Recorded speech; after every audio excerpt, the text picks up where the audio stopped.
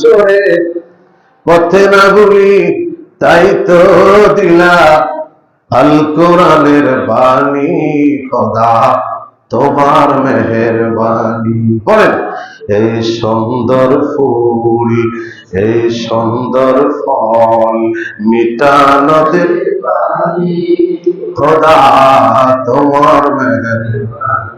তুমি কোথায় দিলে রতন, ভাই বেরাদর পুত্র স্বজন, আরে খোদা পেলে অন্ন যোগায়, মানি চাই না মানি তোমার মেহেরবানি। এই সুন্দর ফুল, এই সুন্দর ফল, মিঠা নদের পানি, খোদা তোমার মেহেরবানি। কথা কম ঠিক না বেটি? আল্লাহকে বান্দা দেখ, আমি এত সুন্দর রবি শস্য দিয়া এই পৃথিবীটা দিছি, আমি আল্লাহ পাক এগুলি বক্ষণ করি না। আমার খাবারের প্রয়োজন নাই, আমার আরাম আয়েশের প্রয়োজন নাই, আমার নিদ্রার প্রয়োজন নাই, আমি তোদের জন্য করেছি। বলেন না সুবহানাল্লাহ। ওই যে মুসা আলাইহিস সালাম বলছিলেন যে আল্লাহ আপনি কি ঘুমান না? বলেন না সুবহানাল্লাহ। আপনি কি ঘুমান না? এখন আল্লাহ পাক পয়গম্বরকে জবাব দিলেন যে দেখো, আমার সম্বন্ধে প্রশ্ন করেছো, তোমার আনসার কিন্তু আছে, তুমি আগামীকালকে আসো। মুসা আলাইহিস সালাম যাবে, রব্বি মুসা তাকলিমা, আল্লাহর সাথে বেশি কথা বলতেন। আসার সময় একটু পানি নিয়ে আসবা, একটা পাত্র করে। মুসা আলাইহিস সালাম গেলেন,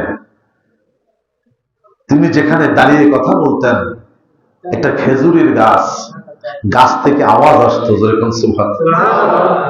আল্লাহ রাব্বুল আলামিন ডাকতেছে, আল্লাহ পয়গম্বর ডাকতেছে, আল্লাহর কোনো জবাব নাই। যেটা বলেন না সুবহানাল্লাহ। রাত গভীর হয়ে গেল, পৃথিবীর আকাশ স্তব্ধ হয়ে গেল, সবকিছু নীরব। আল্লাহর পয়গম্বর একটু তন্দ্রা চোখের মধ্যে চলে আসছে, কারণ আল্লাহ পাক বলেন, শোনো, সৃষ্টির ঘুম আছে, স্রষ্টার ঘুমের দরকার নেই। সৃষ্টির ঘুম আছে, পয়গম্বর সৃষ্টির মধ্যে, ঠিক কিনা? সৃষ্টির ঘুম আছে, স্রষ্টার কোন ঘুমের প্রয়োজন, স্রষ্টার ঘুমের কোন কল্পনাও করা যাবে না। কেউ যদি কল্পনা না করে, তাহলে সে কুফরি করলো, সে কাফের হয়ে যাবে।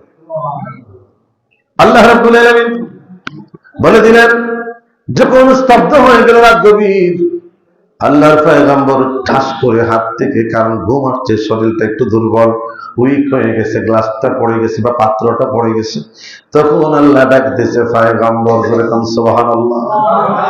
আল্লাহ তাকে এতক্ষণ কথা বলে নাই। খেজুর গাছ থেকে হর্ন, এই যে আমরা এটাতে কথা বলছি, মেশিনে মিক্সার হয়ে মাইকে যায়, দূরে যায়, এটার নাম হচ্ছে কি মাইক্রোফোন। এখানে আছে মেশিন, উপরে আছে হর্ন। আল্লাহ কো মুসা, আমার কাছে আসতে পারবি না, তবে আমি যে কথা বলবো কোহে তুরে, এটা আমার একটা হর্ন। জোরে কও সুবহানাল্লাহ। মুসা, একজনকে আমি দিদার দিছি, একজনকে দিদার দিব, আর কারো সম্ভব না। পয়গম্বর পারবি না, বারবার বলেছিল রব্বি আরানি, আল্লাহ বলছে লান তারানি। অনেক লম্বা কথা আমার মুসলিম ভাইয়েরা। এবার যখন ডাক দিছে পয়গম্বর, ঘুম তো তন্দ্রা, জি জি ইয়া রব, কি ব্যাপার, আপনি পাত্রটা কোথায়? থাকায় দেখে পাথরে পড়ছে, খান খান হয়ে গেছে। বড় করে বলবেন না সুবহানাল্লাহ। আল্লাহ পাক ডাক দিছে, পয়গম্বর শোনো, তুমি না আমাকে প্রশ্ন করেছিলে আমি কি ঘুমাই, আমার ঘুমের দরকার আছে কিনা বলছিলাম? বলে হ্যাঁ বলছিলাম। হে পয়গম্বর শোনো, এক রাতের অর্ধেক, সারা রাত্র না, মধ্যরাত পর্যন্ত তুমি দাঁড়াতে পারলি না রে পয়গম্বর, তোমার হাত থেকে গ্লাসটা পড়ে গেল, চুরমার হয়ে গেল। আমি রব যদি এক সেকেন্ডের জন্য ঘুমাই, আকাশ আর জমিন স্থির থাকবে না, আমার গোটা সৃষ্টি ধ্বংস হয়ে যাবে। এই জন্য আমি আল্লাহ পাক, এখন তুমি চিন্তা করো, হ্যাঁ পয়গম্বর, তুমি যখনই তোমার তন্দ্রা আসছে, আমি রব তোমাকে ডাক দিছি। সুবহানাল্লাহ। আল্লাহ রাব্বুল আলামিন বলে, শোনো, ওই মুসা আলাইহিস সালাম তুর পাহাড়ে জানলাকে, শোনো, ফাখলানা আলাইক, জুতাটি খুলেন। পয়গম্বর জুতাটি খুলে কুহেতুরের নিচে রেখে আপনি আসেন। আল্লাহ পাক বলছেন জুতা খোলেন, ফাখলানা আলাইক। এবার যখন মুসা আলাইহিস সালাম জুতা নিয়ে যেতে পারে না, এখানে আল্লাহর একটা নিদর্শন খেজুর গাছ, ওইটার সামনে আল্লাহর পয়গম্বর দাঁড়িয়ে দাঁড়িয়ে কথা বলেন, আল্লাহ রাব্বুল আলামিন আমার নবীকে এমন জ্ঞান দান করেছেন, সুবহানাল্লাহ।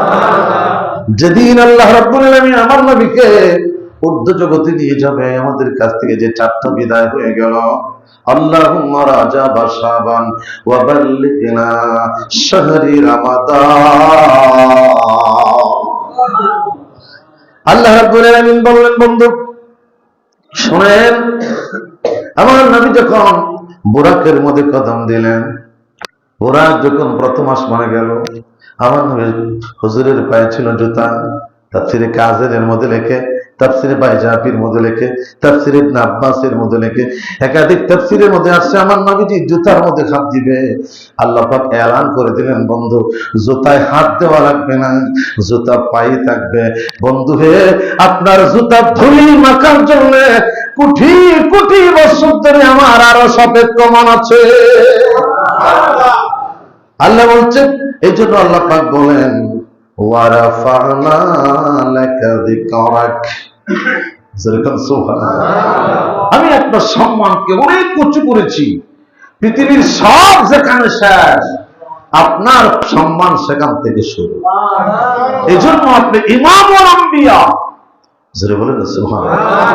আপনি নবীউল আম্বিয়া, আপনি দু জাহানের বাদশাহ, দু জাহানের বাদশাহ নবী, উম্মতের কান্ডারি তিনি,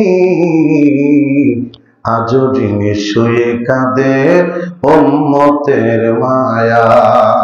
ঠিক কি না?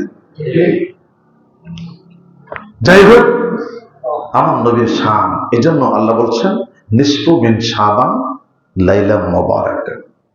এই রাতের ফজিলত অনেক বেশি। এই জন্য তোমরা কি করো, এই রাতে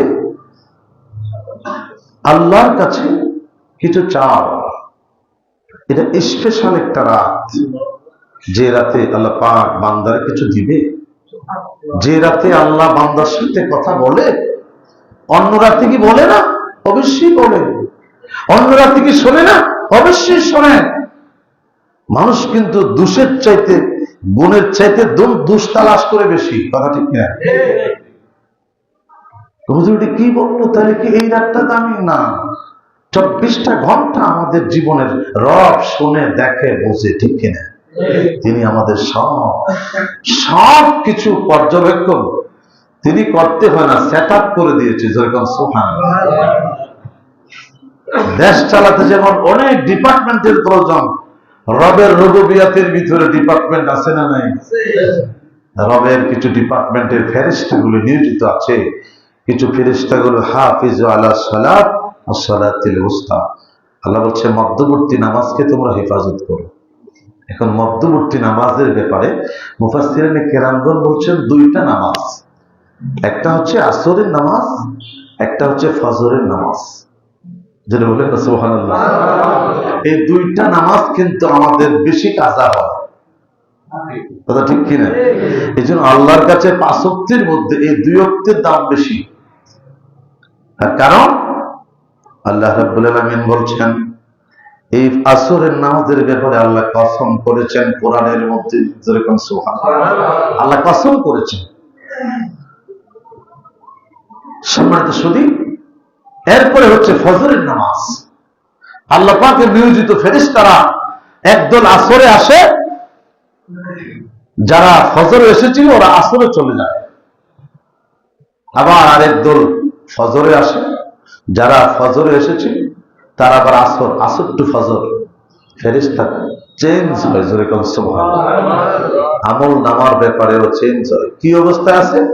তো দেখছি শ্বাসটলে চা খায়, শ্বাসটলে বসে ফাহেসা কথা বলে, দুনিয়াবি কাজে লেগে আছে। দেখেন আল্লাহ পাক দেখে কিনা, আল্লাহ শুনে কিনা। তো আল্লাহ যদি দেখে, আল্লাহ যদি শুনে, তাহলে ফেরেশতার দরকারটা কি? আল্লাহ রাব্বুল আলামিন বলে, বান্দা তোমরা যখন উল্টা পাল্টা বলতে চাবে, এই জন্য আমি আল্লাহ পাক নিয়োজিত করে রেখেছি। দেখো, সেনাপ্রধান, নৌপ্রধান, বিমান প্রধান, কর্নেল, ব্রিগেডিয়ার এভাবে সেট আপ করে দিয়েছি রে বান্দা। হাসরের ময়দান এমন একটা ময়দান, ফাঁকি দেওয়ার কোনো ব্যবস্থা না। রাজা বলো, প্রজা বলো, কোটিপতি বলো, রিক্সাওয়ালা বলো, ব্যাংকওয়ালা বলো, দিন মজুর বলো, কিছু ভিক্ষুক আছে মসজিদের বাহিরে বসে থাকে, নামাজ পড়ে না, আছে কিনা? নামাজ কি খালি আমগো লাগি ফরজ, এর ফরজ না? কথা বলেন না কেন? আল্লাহ পাক তিনটাকে সবার জন্য করছে, দুইটাকে আলাদা করছে, ধরে কিনা? কেউ করে না। হজ এবং যাকাত বলছে এটা সবার না, যাদের সামর্থ্য আছে হে হজ করবে, যার সামর্থ্য আছে যাকাত দিবি। কিন্তু কালেমা, নামাজ, রোজা এটা কি কারোর ব্যাপারে আল্লাহর কোন কনসিডার আছে? তো তুই যেখানে বসে করলে আল্লাহ, নামাজ চলে যাচ্ছে, রক্ত চলে যাচ্ছে, তুই আমি তো এটা বানাই নিলাম যে আসলে হ্যাঁ, মুখ দিয়া কয় আল্লাহ আর অন্তরে কয় 5 টাকা। কথা বলেন না কেন? আল্লাহ আল্লাহ বললে শুধু ওলি হওয়া যাবে না। আল্লাহ বলছেন নিয়ন্ত্রণের ভিতরে আসো, সিস্টেমের মধ্যে আসো। কথা বলেন ঠিক কিনা? 24 ঘন্টা নামাজের কথা আল্লাহ বলে নাই। আল্লাহ বলছে দেখ, আমি নির্ধারণ করে দিয়েছি এই সময়টা নামাজের জন্য। এই জন্য 5 ওয়াক্তে 5 ফরজ, 5 নিয়তে 5 ফরজ। বলেন না সুবহানাল্লাহ। ওয়াক্তমতে নামাজ ফরজ।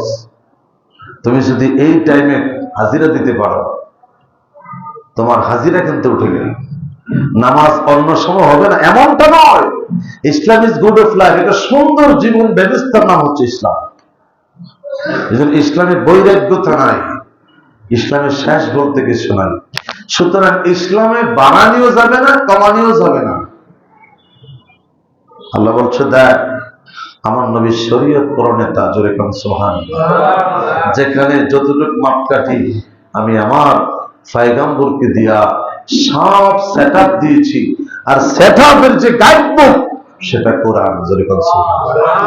এই জন্য কেউ যদি কোরআন ও সুন্নাহর ভিতরে থাকে, সে গোমরাহ হবে না, পথভ্রষ্ট হবে না। হাজিরিনে কেরাম, সুতরাং তাহলে আমরা আজকের আলোচনা থেকে কি বুঝলাম? রব আমাদেরকে যে মহব্বত করে তার একটা দৃষ্টান্ত। রব যে আমাদের পরকালে কি দিবে। এই জন্য মানুষের জীবনের প্রথম মৃত্যু, প্রথম কি শেষ গাড়ে যায়া মৌত, মৃত্যুর পরে কবর, আর কোটি কোটি বছর পরে হাসর। এই জন্য আল্লাহ সেট আপ দিয়েছে, বান্দা দেখ তুমি যে সেজদাগুলি দিয়েছ, কবরের প্রথম যে প্রশ্নগুলি হবে এটা ঈমানের প্রশ্ন, সুবহানাল্লাহ। আর হাসরের প্রথম প্রশ্ন যেটা হবে এটা আমলের প্রশ্ন। আল্লাহ পাক এই দুটো জিনিস আমাদেরকে কেন বোঝালেন? দেখো, তুমি সুন্দর করে ঈমানের ব্যাপারে পরিপাটি হয়ে কবরে চলে আসো। কোন শিরকিয়াতের মধ্যে, কোন কুফরিয়াতের মধ্যে তুমি ডুবে যাবে না। এগুলি থেকে সরে তুমি যদি আসতে পারো, তোমার কবরটা হয়ে যাবে জান্নাতের বাগান। এরপরে তোমার হাসরের মাঠ, এটা পরের সাবজেক্ট। তুমি নামাজ কতটুকু পড়েছিলে, ফাসাল্লি, তোমার আমলই তো এখানে রিজার্ভেশন আমি আল্লাহ রেখে দিয়েছি। কিরামান কাতিবিনা ইয়ালামুনা মা তাফআলুন, আছে না নাই? সেদিন আমাকে ছেড়ে দিবে? লম্বা লেকচার দিয়েছিল ইমাম মুখাতিব, নেমা হবে না। আল্লাহ বলছে ফামা ইয়ামাল মিসকালা যারাতিন খায়রা ইয়ারা ওয়া মা ইয়ামাল মিসকালা যারাতিন শাররা ইয়ারা। সেখানে কেউ কাউকে বাঁচানোর কোনো ব্যবস্থা নাই। হাজিরিনে কেরাম, তাহলে আমরা কিসের আশায়, কার পাশে দৌড়াচ্ছি, কোন দিকে যাচ্ছি? সব দিক ছেড়ে দিয়ে আল্লাহ বলছে আইনা তাজহাবু, আইনা তাজহাবু, আমার দিকে আয়। শান্তি যদি চাস আমার দিকে আয়, রবের দিকে আয়। সেখানে শান্তি আছে, সেখানে মুক্তি আছে। অন্য কোন পথ পথের মধ্যে শান্তিও নাই, মুক্তিও নাই। এই ওয়াদা আল্লাহ কোরআনে করেছে। সুতরাং আমরা যদি এই ওয়াদার মধ্যে আমাদের ব্যক্তি জীবন, পারিবারিক সবকিছু যদি আমরা সেট আপ করতে পারি, কেবল আমাদের পরকালে শান্তি, প্রিয় নবীর কদমে দাঁড়াতে পারবো। আল্লাহ পাক আমাদের সকলকে সুন্দর সুশৃঙ্খল জীবন আমরা যেন করতে পারি। বড়দেরকে সম্মান করতে হবে, ছোটদেরকে স্নেহ করতে হবে। কেউ যদি মনে করে মুরব্বী হয়ে গেছি আমাকে সালাম দিবে, না, তুমি নবীর উম্মত না। আর ছোটরাও আল্লাহ নবী বলছেন যে দেখো, ছোটদেরকে তুমি সম্মান করো, ওদেরকে সম্মান শিখাও, ওরা তোমাদেরকে সম্মান করবে। একে অপরের কাছে ঋণী। যেরকম সুবহানাল্লাহ, আমরা এরকম একটা জিন্দেগি যেন করতে পারি। আল্লাহ পাক সকলকে তৌফিক দান করুক। আমি ছোট্ট মানুষ, কিছু কথা বলে ফেললাম। আল্লাহ পাক আমাকে ক্ষমা করে দেব, আপনাদের ক্ষমা করে দেব।